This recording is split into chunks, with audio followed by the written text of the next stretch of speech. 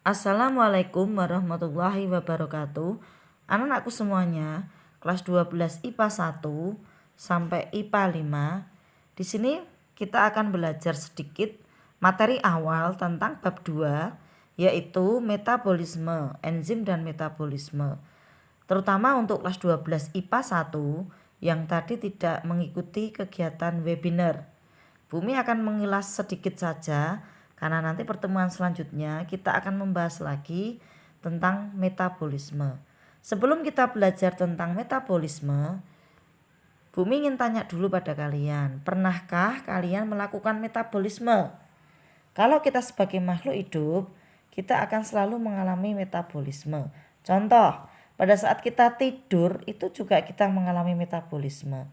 Cuma sel-sel yang bekerja itu hanya beberapa.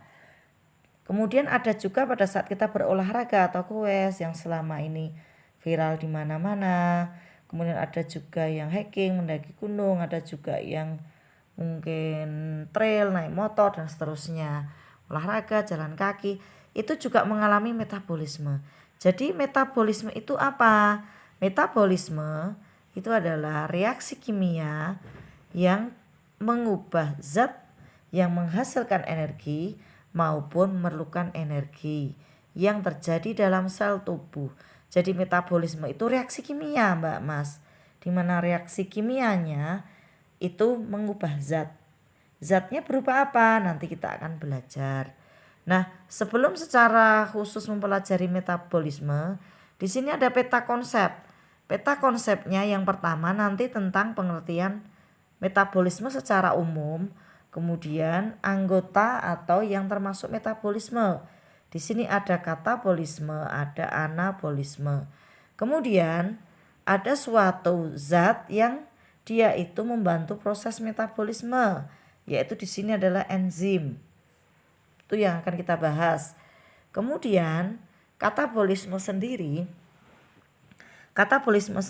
di sini dicontohkan dengan kegiatan respirasi. Katabolisme itu reaksi pemecahan.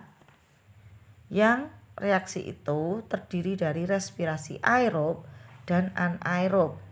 Respirasi aerob, kita kalau belajar mudahnya, respirasi aerob artinya dia itu memerlukan oksigen. Kalau anaerob dia tidak membutuhkan oksigen. Kemudian katabolisme itu juga akan kita pelajari katabolisme lemak dan protein. Untuk anabolisme di sini yaitu reaksi penyusunan. Di sini yang kita kenal contoh dari kegiatan anabolisme yaitu fotosintesis. Ini pelajaran SD, SMP, bahkan SMA sekarang diulang. Fotosintesis itu yang bagaimana? Kamu bisa belajar sendiri. Ya, di mana fotosintesis ini terjadi pada tumbuhan, terutama pada daun. Nah, pertanyaannya, apakah fotosintesis itu hanya dilakukan oleh tumbuhan yang memiliki daun hijau? Terus bagaimana dengan daun yang lain? Bagaimana dengan daun yang lain yang warnanya itu tidak hijau? Apakah mereka tidak mengalami fotosintesis? Nah, nanti kita akan belajar. Untuk fotosintesis sendiri akan dibedakan menjadi reaksi terang dan reaksi gelap. Fotosintesis ini adalah contoh dari anabolisme. Berikutnya kita akan belajar tentang macam-macam metabolisme. Di sini ada katabolisme dan anabolisme. Seperti Bumi sampaikan tadi, katabolisme adalah penguraian atau pemecahan dari senyawa yang kompleks menjadi yang sederhana. Misalkan ada benda yang besar kemudian dia dipecah-pecah, diuraikan yang menghasilkan energi. Contohnya tadi adalah respirasi.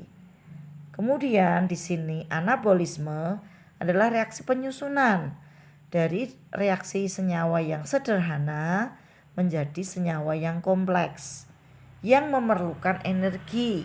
Di sini contohnya adalah fotosintesis tadi. Nah, berikutnya Mbak Mas, seperti yang Bu Umi sampaikan tadi, yang mempengaruhi metabolisme adalah enzim. Apakah enzim itu? Pernahkah kalian melihat iklan di TV, misalkan enzim yang menyebabkan pertumbuhan, perkembangan, dan seterusnya. Ataukah mungkin kamu pernah minum susu? Susu itu sebenarnya adalah enzim. Nah, di dalam kandungan susu itu ada protein. Jadi intinya enzim itu sebenarnya adalah protein.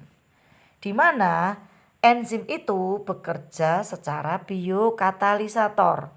Katalis dalam bahasa kimia namanya mempercepat reaksi kimia.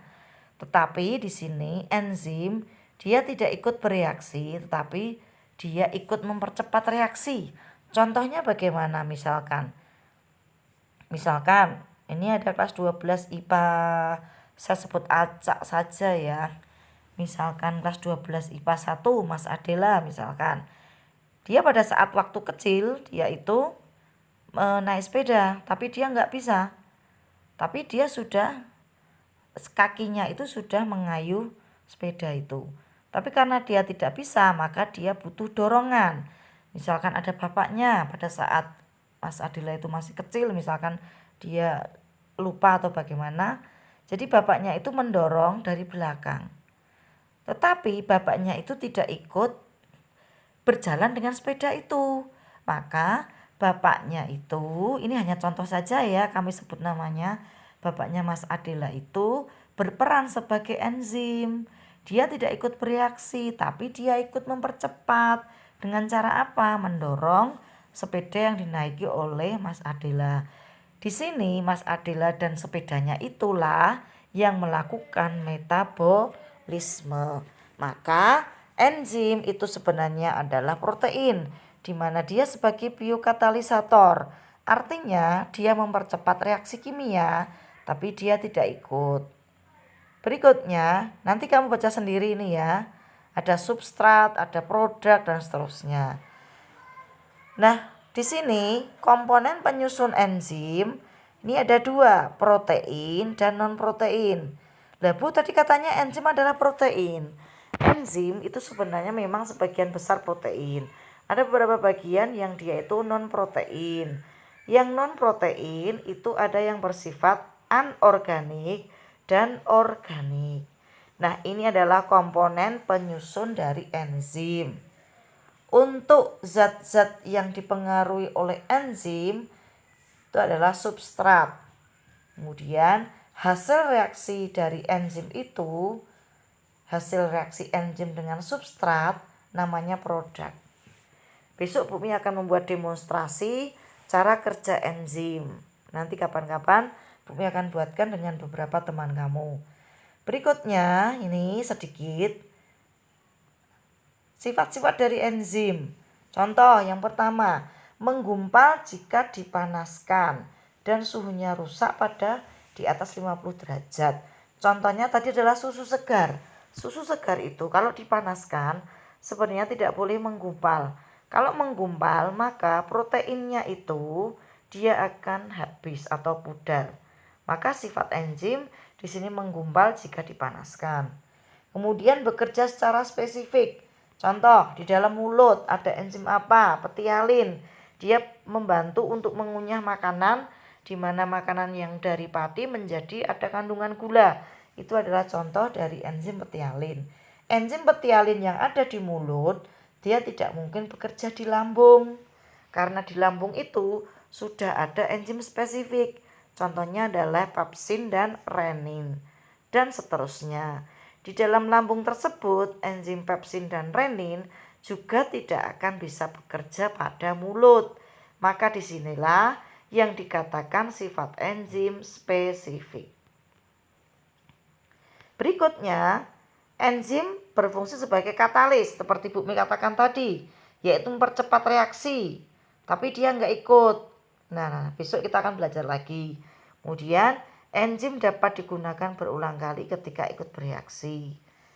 Kemudian berikutnya diperlukan dalam jumlah yang sedikit dan umumnya bekerja reversibel, artinya bolak-balik. Demikian anak-anakku semuanya. Tolong dibaca dulu materi PPT-nya ini sampai akhir. Ini memang Bu Mi sengaja ngambil dari yang diberikan Erlangga. Sebenarnya ada lagi, nanti Bu Mi akan menyampaikan sendiri. Demikian anakku semuanya, tetap sehat semangat. Jangan lupa hari ini tadi Bu Mi tidak memberi tugas biologi di webinar, tetapi Bu Mi berharap kalian menyelesaikan laporan praktikum beserta laporannya. Bu Mi masih memberi waktu kamu 2 minggu lagi. Demikian. Assalamualaikum warahmatullahi wabarakatuh.